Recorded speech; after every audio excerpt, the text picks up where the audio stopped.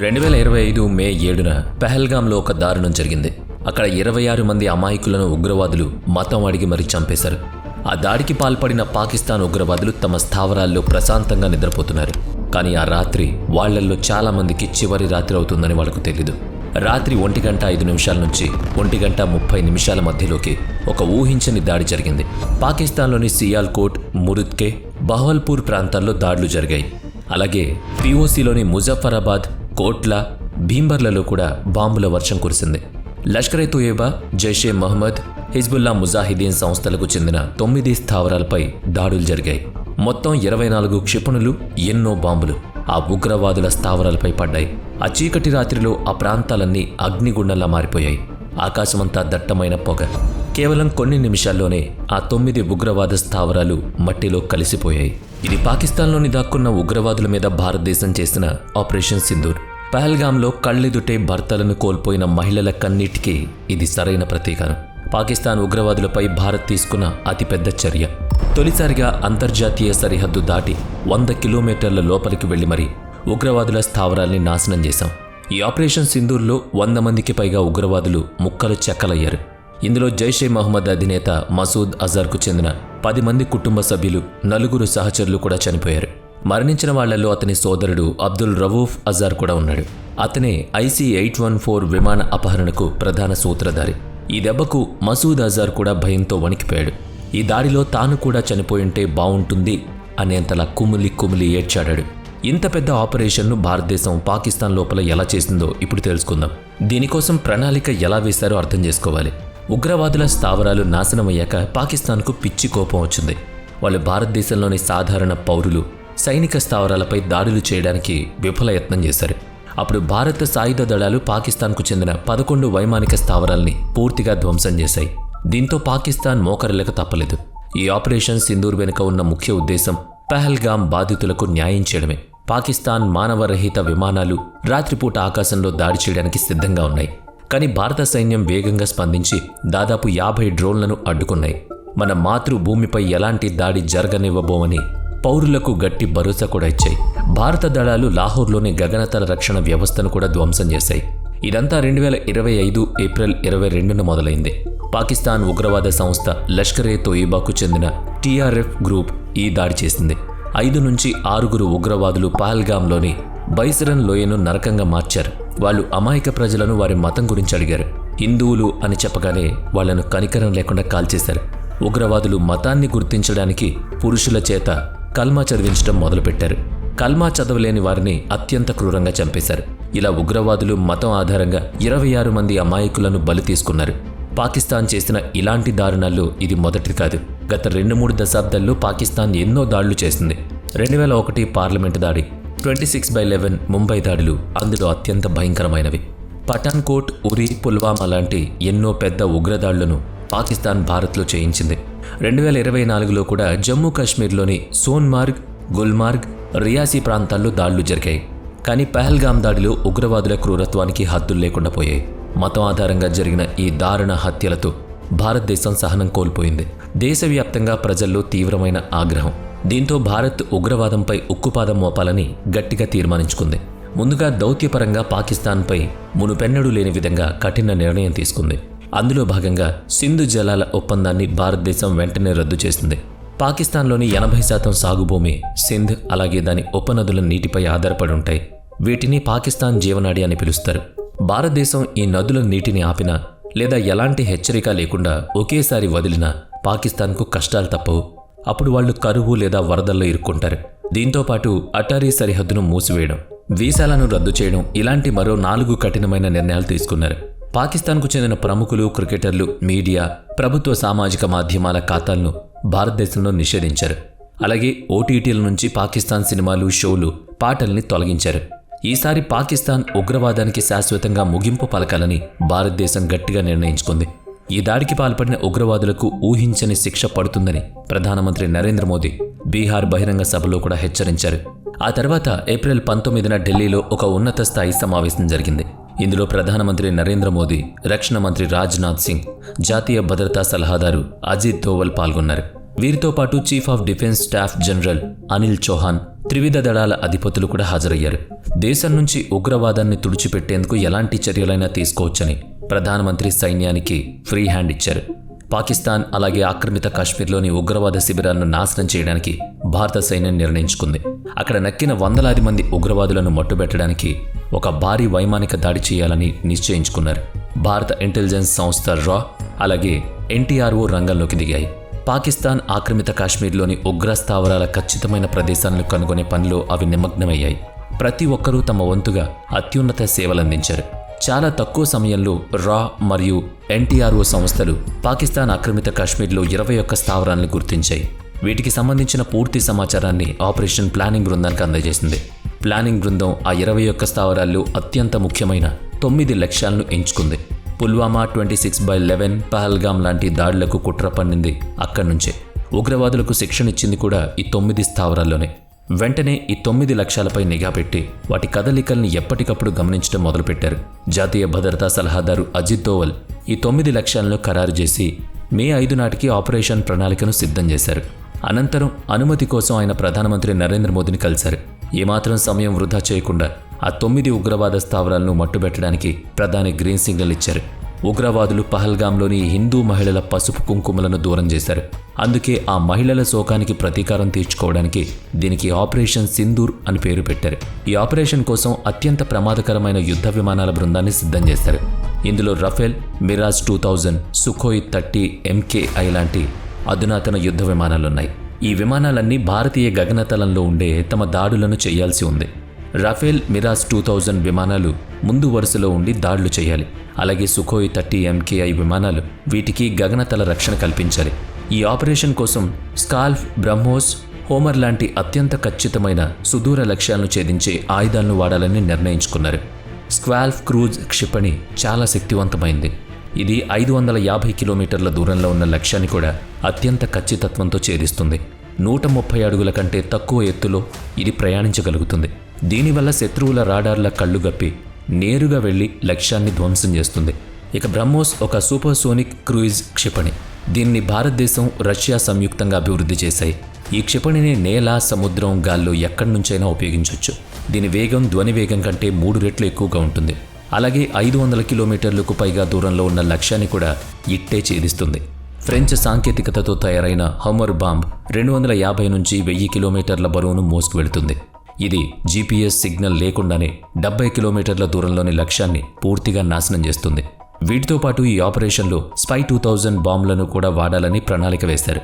అలాగే కామికాజే డ్రోన్లు కూడా ఈ ఆపరేషన్లో పాల్గొన్నాయి. మిషన్ మొదలవకముందే ఈ డ్రోన్లు శత్రు భూభాగంలోకి చొరబడి ఎప్పటికప్పుడు నిఘా పెట్టాయి.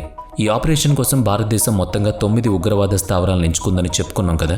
వాటిలో 5 స్థావరాలు ఆక్రమిత కాశ్మీర్లో నియంత్రణ రేఖకు కేవలం కొన్ని కిలోమీటర్ల దూరంలో ఉన్నాయి. మిగతా 4 లక్ష్యాలు పాకిస్తాన్ లోపల అంతర్జాతీయ సరిహద్దు నుంచి 6 కిలోమీటర్ల నుంచి 100 కిలోమీటర్ల లోపలున్నాయి. భారతదేశం వైమానిక దళంతో పాటు సైన్యం, నావికా దళాలు కూడా సిద్ధంగా ఉంచింది. ఆపరేషన్ తర్వాత నేల లేదా సముద్ర మార్గాల్లో ఘర్షణ జరిగితే వెంటనే స్పందించడానికి ఏర్పాట్లు. మే 6-7 తేదీల మధ్య రాత్రి రఫేల్, సుఖోయ్ 30 MKI, మిరాజ్ 2000 యుద్ధ విమానాలు సిద్ధమయ్యాయి. క్షిపణులు, బాంబులతో పాటు అవి భారత సరిహద్దులోనే ఒక వ్యూహాత్మక దూరాన్ని మోహరించాయి. ఆ చీకటి రాత్రిలో అంతా నిశ్శబ్దంగా ఉంది. ఆక్రమిత కాశ్మీర్, పాకిస్తాన్లోని ఉగ్రవాదులు ప్రశాంతంగా నిద్రపోతున్నారు. కొద్ది రోజుల క్రితం అమాయక భారతీయుల ప్రాణాలు తీసిన ఆ నరహంతకులకు ఎలాంటి భయం లేదు. ఈ రాత్రి వాళ్ళకి భయం అంటే ఏంటో తెలియబోతోంది. రాత్రి 1 గంట దాటిన తర్వాత అంతటా నిర్మానుష్యంగా ఉంది. అప్పుడే భారతదేశం ఆక్రమిత కాశ్మీర్ రాజధాని ముజఫరాబాద్లో ఉన్న లష్కరే తోయిబాకు చెందిన సవాయి నాలా శిక్షణ శిబిరాన్ని లక్ష్యంగా చేసుకుంది. ఇది నియంత్రణ రేఖకు కేవలం 30 కిలోమీటర్ల దూరంలో ఉంది. ఇక్కడి నుంచి శిక్షణ పొందిన ఉగ్రవాదులే 2024లో సోన్మార్గ్, గుల్మార్గ్లో దాడులు చేశారు. అలాగే 2025 ఏప్రిల్ 22న పహల్గామ్లో అమాయక ప్రజల ప్రాణాలు తీశారు. నిఘా డ్రోన్ల నుంచి అనుమతి రాగానే భారత యుద్ధ విమానాలు, క్షిపణులు, బాంబులు వర్షం కురిపించాయి. దీంతో లష్కరే తోయిబా సవాయి నాలా శిబిరంలోని భవనాలు క్షణాల్లో అగ్నికి ఆహుతయ్యాయి. నలుదిక్కులా భారీ పేలుళ్లు, ఆకాశమంతా నల్లటి పొగ. క్షిపణి దాడులకు ఎంతో మంది ఉగ్రవాదులు అక్కడికక్కడే చనిపోయారు. ప్రాణాలతో మిగిలిన వాళ్లు కుప్పకూలిన భవనాల శిథిలాల కింద పడి వెక్కి వెక్కి ఏడ్చి సమాధైపోయారు. దీని తర్వాత ముజఫరాబాద్లోనే ఉన్న జైషే మొహమ్మద్ సంస్థకు చెందిన సయ్యద్నా బిలాల్ శిబిరంపై దాడి జరిగింది. ఇది నియంత్రణ రేఖకు 15 కిలోమీటర్ల దూరంలో ఉంది. ఇది జైషే మహమ్మద్ ఉగ్రవాదుల స్థావరం. ఇక్కడ కొత్తగా చేరిన యువకులకు ఆయుధాలు వాడటం, పేలుడు పదార్థాలు తయారు చేయడం నేర్పిస్తారు. అలాగే ఆత్మాహుతి దాడులు ఎలా చేయాలో శిక్షణ ఇస్తారు. 3వ లక్ష్యం ఆక్రమిత కాశ్మీర్లోని కోట్లీలో ఉన్న లష్కర్ ఎ తొయిబా గుల్పూర్ శిబిరం. ఇది నియంత్రణ రేఖకు దాదాపుగా 30 కిలోమీటర్ల దూరంలో ఉంది. ఇక్కడ శిక్షణ పొందిన ఉగ్రవాదులు 2023 ఏప్రిల్, 2024 జూన్ నెలల్లో పూంచ్లో యాత్రికుల బస్సుపై దాడి చేశారు. అప్పట్లో ఎంతోమంది అమాయక భక్తులు ప్రాణాలు కోల్పోయారు. నిఘా డ్రోన్లు, ఇంటెలిజెన్స్ సంస్థల నుంచి అనుమతి రాగానే ఈ 2 స్థావరాలపై దాడులు మొదలుపెట్టారు. గుల్పూర్ శిబిరం, సయ్యద్నా బిలాల్ శిబిరాలపై క్షిపణులు, బాంబులు పడ్డాయి. ఈ దాడులు చాలా వేగంగా, ఖచ్చితంగా జరిగాయి. దీనివల్ల చాలామంది ఉగ్రవాదులు నిద్రలోనే గాల్లో కలిసిపోయారు. కొంతమంది తప్పించుకుని పారిపోయేలేపై ప్రాణాలు కోల్పోయారు. ఆ భవనాలన్నీ పేకమేడలా కూలిపోయాయి. ప్రధానమంత్రి నరేంద్ర మోదీ ఎప్పటికప్పుడు జాతీయ భద్రతా సలహాదారు అజిత్ దోవల్తో మాట్లాడుతూ ఉన్నారు. ఆయన ఈ ఆపరేషన్ వివరాలన్నిటినీ అడిగి తెలుసుకుంటున్నారు. ఈ సమయంలో భారత యుద్ధ విమానాలు తదుపరి లక్ష్యాల వైపు దూసుకువెళ్లాయి. ఆక్రమిత కాశ్మీర్లో బింబర్లో ఉన్న లష్కర్ ఎ తొయిబా, బర్నాలా శిబిరాల మీద దాడి చేశాయి. అలాగే కోట్లాలో ఉన్న జైషే మహమ్మద్ అబ్బాస్ శిబిరం మీద కూడా గురిపెట్టాయి. బర్నాలా శిబిరంలో ఉగ్రవాదులకు ఆయుధాలు వాడడం నేర్పిస్తారు. అలాగే బాంబులు తయారు చేయడం, అడవుల్లో ఎలా బతకాలో కూడా శిక్షణ ఇస్తారు. అబ్బాస్ శిబిరంలో 15 మంది ఉగ్రవాదులకు ఒకేసారి శిక్షణ ఇచ్చారు. ఇక్కడే జైషే మహమ్మద్ సంస్థకు చెందిన ఆత్మాహుతి దళాలుంటాయి. పైనుంచి అనుమతి రాగానే ఆకాశం నుంచి క్షిపణులు పడ్డాయి. ఈ 2 ఉగ్రవాద శిబిరాలు పూర్తిగా మట్టిలో కలిసిపోయాయి. ఆక్రమిత కశ్మీర్లోని ఈ 5 ఉగ్రవాద స్థావరాలను నాశనం చేస్తున్న సమయంలోనే మరోవైపు దాళ్లు జరుగుతున్నాయి. భారతీయ యుద్ధ విమానాలు మన గగనతలంలో ఉంటూనే పాకిస్తాన్ లోపల కూడా దాళ్లు చేశాయి. జైషే మహమ్మద్, లష్కర్ ఎ తొయిబా, హెజ్బుల్లా ముజాహిదీన్ స్థావరాలను నాశనం చేసే పనిలో నిమగ్నమయ్యాయి. పాకిస్తాన్లో మన మొదటి లక్ష్యం సియాల్కోట్లో ఉన్న జైషే మహమ్మద్ సర్జల్ శిబిరం. 2025 మార్చి నెలలో జమ్మూ కాశ్మీర్లో 4 భారతీయ జవాన్లను చంపిన ఉగ్రవాదులు ఇక్కడే ఉన్నారు. ఇక్కడి నుంచే తయారయ్యారు. ఇది కాకుండా సియాల్కోట్లోనే హిజ్బుల్ ముజాహిదీన్కు చెందిన మెహమూనా జోయా శిబిరం కూడా ఉంది. పఠాన్కోట్ వైమానిక స్థావరం మీద దాడికి కుట్ర పన్నింది ఇక్కడి నుంచే. మన భూభాగంలో ఉన్న యుద్ధ విమానాలు సియాల్కోట్లోని ఈ 2 స్థావరాల మీద క్షిపణులు, బాంబులు వదిలాయి. అవి ఖచ్చితమైన లక్ష్యాల్ని ఛేదించి పెద్ద శబ్దంతో పేలాయి. క్షణాల్లో ఆ 2 శిబిరాలు శిథిలాలుగా మారిపోయాయి. ఒకప్పుడు ఉగ్రవాదులకు ఆశ్రయం ఇచ్చిన ఆ భవనాల గోడలు ఇప్పుడు బూడిదయ్యాయి. ఈ శిబిరాలతో పాటు భారతదేశం మీద పన్నిన కుట్రలు కూడా అక్కడికక్కడే సమాధయ్యాయి. సియాల్కోట్లో దాడులు చేసిన తర్వాత మన యుద్ధ విమానాలు మరో లక్ష్యాన్ని ఎంచుకున్నాయి. సరిహద్దుకు 18 నుంచి 25 కిలోమీటర్ల దూరంలో మురిద్కేలో ఉన్న లష్కర్ ఎ తొయిబా, మర్కజ్ తైబా శిబిరాన్ని లక్ష్యంగా చేసుకున్నాయి. 1990 నుంచి ఈ ఉగ్రవాద స్థావరం అక్కడే ఉంది. 2008లో జరిగిన ముంబై 26/11 దాడుల కోసం అజ్మల్ కసబ్, అతని 9 మంది సహచరులు ఇక్కడే శిక్షణ పొందారు. ఆ దాడిలో కుట్రదారులు డేవిడ్ హెడ్లీ, తహూర్ రాణా కూడా ఇక్కడే తయారయ్యారు. ఈ స్థావరానికి సంబంధించిన సమాచారం తెలియగానే మన సైనికుల గుండెల్లో రక్తం మరిగింది. ఇది కేవలం ఒక లక్ష్యం మాత్రమే కాదు, ఎంతోమంది అమాయకులను పొట్టనబెట్టుకున్న హంతకుల నిలయం. ఇది మన దేశం మొత్తాన్ని దిగ్భ్రాంతిలో పడేసిన స్థావరం. అందుకే ఏమాత్రం ఆలస్యం చేయకుండా ఆకాశంలో క్షిపణులు, బాంబులు గర్జించాయి. పాకిస్తాన్ రాడార్ల కళ్ళుగప్పి మర్కజ్ తైబా శిబిరం మీద విరుచుకుపడ్డారు. ఆ పేలుళ్ల దాటికి అక్కడ భూమి కంపించింది, ఆకాశం దద్దరిల్లింది. కొన్ని క్షణాల్లో ఉగ్రవాదుల ప్రాణాలు మట్టిలో కలిసిపోయాయి. పాకిస్తాన్ పెంచి పోషిస్తున్న 8 ఉగ్రవాద స్థావరాలను భారత్ ఇప్పుడు పూర్తిగా నాశనం చేసింది. కానీ జైషే మహమ్మద్ సంస్థకు చెందిన అతిపెద్ద స్థావరం ఇంకా మిగిలింది. ఈ స్థావరం సరిహద్దుకు దాదాపుగా 100 కిలోమీటర్ల దూరంలో ఉంది. పాకిస్తాన్లోని పంజాబ్ రాష్ట్ర బహవల్పూర్లో ఉన్న జైషే మహమ్మద్ ప్రధాన కార్యాలయం మర్కజ్ సుబానల్లా అదే. అక్కడే జైషే అధినేత మౌలానా మసూద్ అజార్ పుట్టాడు. ఇక్కడి నుంచే తన ఉగ్రవాద సంస్థను స్థాపించాడు. 2021 పార్లమెంటు దాడి, జమ్మూ కాశ్మీర్ అసెంబ్లీ మీద దాడికి కుట్ర ఇక్కడే జరిగింది.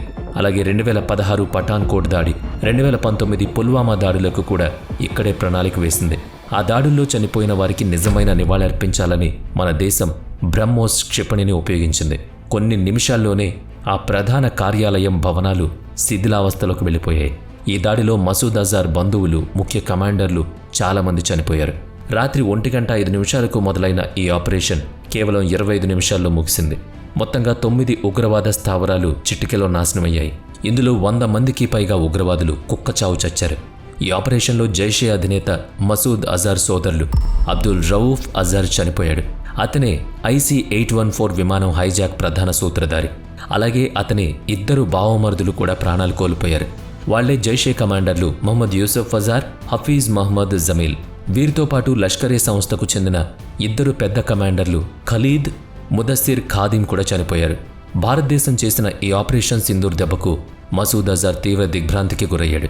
ఈ దాడిలో అతని 10 మంది కుటుంబ సభ్యులు, 4 అత్యంత సన్నిహితులు చనిపోయారు. ఈ వార్త విన్న అతను తీవ్ర మనస్తాపానికి గురయ్యి, నేను కూడా చేస్తే బావుండు అని గుండె లవిసేలాగా దిక్కుతోచక బిక్కుబిక్కుమంటూ ఏడ్చాడట. ఒక ముఖ్యమైన విషయం ఏంటంటే, ఈ ఆపరేషన్ జరగడానికి 3 గంటల ముందు పాకిస్తాన్ వాయుసేన సామాజిక మాధ్యమాల్లో ఒక సందేశం ఉంచింది.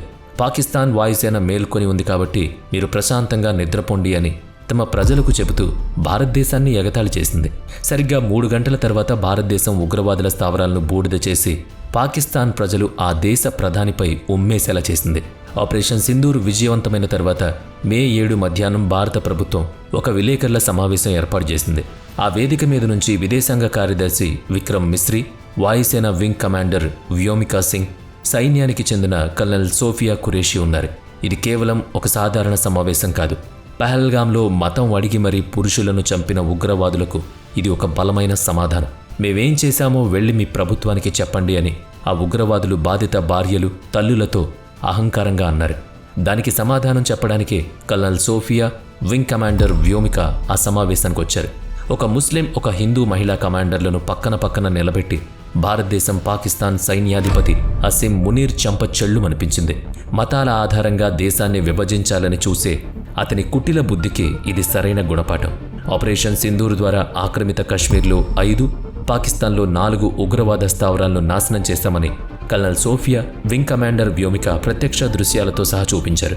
కేవలం ఉగ్రవాదుల స్థావరాలను మాత్రమే లక్ష్యంగా చేసుకున్నామని, పాకిస్తాన్ సైనిక స్థావరాలపై ఎలాంటి దాడులు చేయలేదని స్పష్టం చేశారు. ఒకవేళ పాకిస్తాన్ ప్రతీకార చర్యకు దిగితే దానికి కూడా సిద్ధంగా ఉన్నామని బుద్ధి చెబుతామని హెచ్చరించారు. ఆపరేషన్ ముగిసిన వెంటనే విదేశాంగ మంత్రి ఎస్ జయశంకర్, జాతీయ భద్రతా సలహాదారు అజిత్ దోవల్ ఇతర దేశాలకి సమాచారం అందించారు. America, Britain, Russia, Saudi Arabia, UAE లాంటి దేశాల అధికారులతో వాళ్ళు మాట్లాడారు. ఉద్రిక్తతలను పెంచడం తమ ఉద్దేశం కాదని భారతదేశం చాలా స్పష్టంగా చెప్పింది. కానీ పాకిస్తాన్ ఏదైనా దుస్సాహసానికి ఒడిగడితే మాత్రం పరిణామాలు ఊహించలేనంత తీవ్రంగా ఉంటాయని కూడా చెప్పింది. ఉగ్రవాదంపై భారతదేశం తీసుకున్న ఈ చర్య చాలా అవసరమని ప్రపంచంలోని ఎన్నో పెద్ద దేశాలు మద్దతు పలికాయి. మన దేశంలోని ప్రతిపక్ష పార్టీలు కూడా తొలిసారిగా గొంతు కలిపాయి. పాకిస్తాన్ సమాచార శాఖ మంత్రి అతువుల్లా త్రాక్ ఒక విదేశీ వార్తా సంస్థతో మాట్లాడుతూ ఇలా అన్నాడు: పాకిస్తాన్ ఒక అమాయక దేశమని, ఇక్కడ ఎలాంటి ఉగ్రవాద శిబిరాలు లేవని ఆయన బుకాయించాడు. పైగా తామే ఉగ్రవాదానికి బాధితులమని ఆయన సిగ్గు లేకుండా మరి అబద్ధాలు చెప్పాడు. కానీ వార్తా వ్యాఖ్యాత ఎల్దా హకీం అదే కార్యాలయంలో ఆయన బండారం బయటపెట్టాడు. వాళ్ళు ఎన్ని మాటలు చెప్పినా ఆ దేశంలో ఉగ్రవాదం ఏ స్థాయిలో ఉందో ప్రపంచానికి తెలుసు. మే 7న ఆపరేషన్ సింధూర్లో చనిపోయిన ఉగ్రవాదులకు అంత్యక్రియలు చేశారంటే వాళ్ల కుక్కబుద్ధి ఎలాంటిదో చెప్పకనే చెప్తున్నారు. ఇవన్నీ కూడా ప్రపంచవ్యాప్తంగా వ్యాపించాయి. పాకిస్తాన్ ఉగ్రవాదానికి ఎంత బహిరంగంగా మద్దతిస్తుందో కూడా అందరికీ తెలిసిపోయింది. కానీ పాకిస్తాన్ నిజస్వరూపం తెలిసినప్పటికీ 2025 మే 9న అంతర్జాతీయ ద్రవ్యనిధి సంస్థ ఒక పెద్ద తప్పు చేసింది.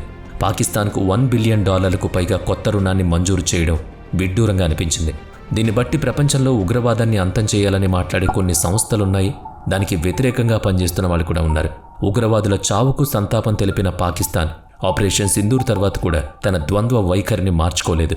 పాకిస్తాన్ రక్షణ మంత్రి ఖవాజా ఆసిఫ్ బ్లూంబర్గ్ అనే ఒక మీడియా సంస్థతో మాట్లాడుతూ ఒక ఆసక్తికరమైన విషయం చెప్పారు. భారతదేశం దాడులు ఆపితే తాము కూడా ఇలాంటి ప్రతీకార దాడులు చేయబోమని ఆయన పేర్కొన్నారు. కానీ ఇది పాకిస్తాన్ కదా, చెప్పేది ఒకటి చేసేదొకటి. ఒకవైపు అంతర్జాతీయ వేదికలపై తాము శాంతి ప్రియులమని చెప్తూనే మరోసారి ఇష్టం వచ్చినట్లు సరిహద్దులో ప్రవర్తిస్తూ ఉంటుంది. పాకిస్తాన్ సైన్యం పూంచ్లో అత్యధికంగా కాల్పులు జరపడం వల్ల 12 మంది అమాయకులు ప్రాణాలు కోల్పోయారు. వీళ్లలో 4 చిన్నపిల్లలు కూడా ఉన్నారు. అంతేకాకుండా ఈ కాల్పుల్లో భారతీయ సైన్యానికి చెందిన లాన్స్ నాయక్ దినేష్ కుమార్ కూడా అమరుడయ్యాడు. పాకిస్తాన్ ఎంతటితో ఆగకుండా భారతదేశంపై ఒక పెద్ద సైనిక దాడికి ప్రయత్నించింది. మే 7, 8 తేదీల మధ్య రాత్రి జమ్మూ కాశ్మీర్, పంజాబ్, గుజరాత్లోని 15 నగరాల్లో దాడులు చేయాలని ప్లాన్ చేసింది. అక్కడున్న భారత సైనిక స్థావరాలు, పౌర ప్రాంతాలు, మతపరమైన ప్రదేశాలపై డ్రోన్లు, క్షిపణులతో విరుచుకుపడాలనుకుంది. కానీ దానికి మన దేశం గట్టిగా బదులిచ్చింది. వాళ్ళ ఆటలు అలాగే వాళ్ళ ఆయుధాలు మన దగ్గర పనిచేయలేదు. రష్యా నుంచి కొనుగోలు చేసిన S-400, ఇజ్రాయిల్ బరాక్ 8 స్వదేశీ ఆకాశ్ ఎయిర్ డిఫెన్స్ సిస్టంలతో కూడిన మన నెట్వర్క్ చాలా పటిష్టంగా ఉంది. శత్రువుల ప్రతి కదలికపైన మన నిఘా కన్ను అప్రమత్తంగా ఉంది. భారతదేశపు సుదర్శన చక్రంగా పిలువబడే S-400 శత్రువుల క్షిపణిని 600 కిలోమీటర్ల దూరం నుంచి పసిగట్టగలదు. అంతేకాదు 400 కిలోమీటర్ల పరిధిలోకి రాగానే దాన్ని గాల్లోనే పేల్చేయగలదు. స్వదేశీ ఆకాశ్ ఎయిర్ డిఫెన్స్ సిస్టమ్ కూడా పాకిస్తాన్ డ్రోన్లు క్షిపణులను నాశనం చేసి బూడిద చేసింది. పాకిస్తాన్ చేసిన దుశ్చర్యకు భారతదేశం మే 8 మధ్యాహ్నం గట్టి బుద్ధి చెప్పింది. ఆ దాడుల మోత లాహోర్, సియాల్కోట్ నుంచి ఇస్లామాబాద్ వరకు మార్మోగాయి. పాకిస్తాన్కు చెందిన పలు ఎయిర్ డిఫెన్స్ రాడార్లు సిస్టమ్స్పై భారత్ హార్పీ డ్రోన్లతో దాడులు చేసింది. ఇజ్రాయెల్ నుంచి తీసుకున్న ఈ హార్పీ డ్రోన్లలో యాంటీ రేడియేషన్ సీకర్స్ ఉంటాయి. ఇవి శత్రు రాడార్ సిగ్నల్స్ను పసిగట్టి వాటంతటా అవే దాడి చేస్తాయి. ఈ డ్రోన్లు గాల్లో 9 గంటల పాటు ప్రయాణించగలవు. జీపీఎస్ పనిచేయకపోయినా ఇవి ఖచ్చితంగా దాడులు చేస్తాయి. భారతదేశ ప్రతీకార దాడులు ఇక్కడితో ఆగిపోలేదు. పాకిస్తాన్ పంజాబ్ ప్రావిన్స్లో ఒక AWACS విమానాన్ని కూడా భారత్ కూల్చేసింది. దీన్ని ఆకాశపు కన్ను అని పిలుస్తారు. ఇది 400 కిలోమీటర్ల కంటే ఎక్కువ దూరంలో ఉన్న శత్రువుల వైమానిక కదలికల్ని గమనిస్తూ ఉంటుంది. అంతేకాకుండా మే 8న పాకిస్తాన్కు చెందిన 2 JF-17, ఒక F-16 యుద్ధ విమానాన్ని కూడా భారత్ కుప్పకూల్చింది. కోపంతో రగిలిపోయిన పాకిస్తాన్ మే 8, 9 తేదీల మధ్య రాత్రి 300 నుంచి 400 టర్కిష్ డ్రోన్లను భారత్ వైపు వదిలింది. భారతీయ సైనిక పౌర భవనాలపై ఇవి దాడులు చేయబోతున్నాయి. ఇందులో అత్యంత దారుణమైన విషయం ఏంటంటే పౌర విమానాల మాటున పాకిస్తాన్ దాక్కుని భారత్పై దాడికి పాల్పడింది. కానీ అది కూడా చెల్లలేదు. పాకిస్తాన్ చేసిన దాడులన్నీ విఫలం కావడంతో వాళ్ళు భారతదేశంపై తప్పుడు ప్రచారం మొదలుపెట్టారు. 5 భారతీయ యుద్ధ విమానాల్ని కూల్చేశామని పాకిస్తాన్ సైన్యం ప్రభుత్వం పచ్చి అబద్ధాలాడింది. అందులో 3 రఫేల్, ఒక Su-30, ఒక MiG-29 విమానం కూడా ఉందని చెప్పుకొచ్చాయి. దీనిపై ఒక విదేశీ వార్తా ఛానల్ పాకిస్తాన్ రక్షణ మంత్రి ఖవాజా ఆసిఫ్ను ఆధారాలు అడిగింది. దానికి ఆయన ఆధారాలన్నీ సామాజిక మాధ్యమాల్లో ఉన్నాయని ఒక ఫన్నీ ఆన్సర్ ఇచ్చాడు. సామాజిక మాధ్యమాల గురించి మాట్లాడొద్దని, ఖచ్చితమైన ఆధారాలు చూపించాలని వార్తా వ్యాఖ్యాత గట్టిగా అడిగింది. రక్షణ మంత్రి మాత్రమే కాదు, పాకిస్తాన్ ప్రధానమంత్రి, సైన్యం, మీడియా అంతా అబద్ధాల కోరు. సైనిక దాడి చేసి భారతదేశంలోని 70% విద్యుత్ వ్యవస్థను ప్రచారం చేసుకున్నాయి. ఇక వాస్తవం అయితే మనందరికీ తెలిసిందే. నూర్ఖాన్, రఫీక్, మురీద్, సుకూర్, సియాల్కోట్, పస్రూర్, చునియన్, సర్గోదా, స్కార్దు, బులారి, జకోబాబాద్ లాంటి ముఖ్యమైన వైమానిక స్థావరాలపై మన దేశ సైన్యం దాడి చేసింది. పాకిస్తాన్ సైనిక కార్యకలాపాలకు ఈ ప్రదేశాలన్నీ చాలా ముఖ్యం. ఇక్కడి నుంచే డ్రోన్ల దాడులను నియంత్రిస్తారు. అలాగే గగనతల రక్షణ వ్యవస్థలు, యుద్ధ విమానాలు కూడా ఇక్కడే ఉంచుతారు. వీటిలో అత్యంత ముఖ్యమైనవి రావల్పిండిలో ఉన్న నూర్ఖాన్ వైమానిక స్థావరం. ఇది పాకిస్తాన్ వాయుసేనకు గుండెకాయ లాంటిది. అక్కడి నుంచే గగనతల ముందస్తు హెచ్చరికల వ్యవస్థలు, C-130 రవాణా విమానాలు, IL-78 ట్యాంకర్లను నడుపుతారు. మరో ముఖ్యమైన విషయం ఏంటంటే ఈ నూర్ఖాన్ స్థావరం పాకిస్తాన్ వ్యూహాత్మక ప్రణాళిక విభాగం ప్రధాన కార్యాలయానికి చాలా దగ్గరగా ఉంది. పాకిస్తాన్కు చెందిన దాదాపు 170 అణ్వాయుధాలు ఈ విభాగమే పర్యవేక్షిస్తుంది. దీంతో పాకిస్తాన్ సైన్యం పిచ్చి కోపంతో మన దేశంపై దాడి చేయడానికి ప్రయత్నించిందని ప్రధానమంత్రి నరేంద్ర మోదీ స్పష్టంగా చెప్పారు. కానీ దానికి మనం సర్వం సిద్ధంగా ఉన్నాం. ఉగ్రవాదం, చర్చలు రెండూ ఒకేసారి జరగవని మన దేశ ప్రధాని అన్నారు. ఉగ్రవాదం, వ్యాపారం ఒకేసారి కొనసాగవని తేల్చి చెప్పారు. అలాగే నీరు, రక్తం ఒకేసారి ప్రవహించవని కూడా చెప్పి సింధు నదిని ఆపేశారు. ఒకవేళ పాకిస్తాన్తో చర్చలు జరిగితే అవి కేవలం ఉగ్రవాదం, ఆక్రమిత కాశ్మీర్ గురించి మాత్రమే ఉంటాయని ప్రధానమంత్రి ప్రసంగం, మన సైన్యం చేసిన ఆపరేషన్ ఇవన్నీ కూడా పాకిస్తాన్కు ఇది పాత భారతదేశం కాదని, నయా భారత్, వికసిత్ భారత్ అని చెప్పకనే చెప్పాయి. వీడియో నచ్చితే లైక్ చేయండి, షేర్ చేయండి. ఇప్పటి వరకు మన ఛానల్ని సబ్స్క్రైబ్ చేయనట్లయితే ఇప్పుడే సబ్స్క్రైబ్ చేసుకుని పక్కనే ఉన్న బెల్ ఐకాన్పై క్లిక్ చేయండి. నెక్స్ట్ వీడియోలో మళ్ళీ కలుద్దాం. Thanks for watching.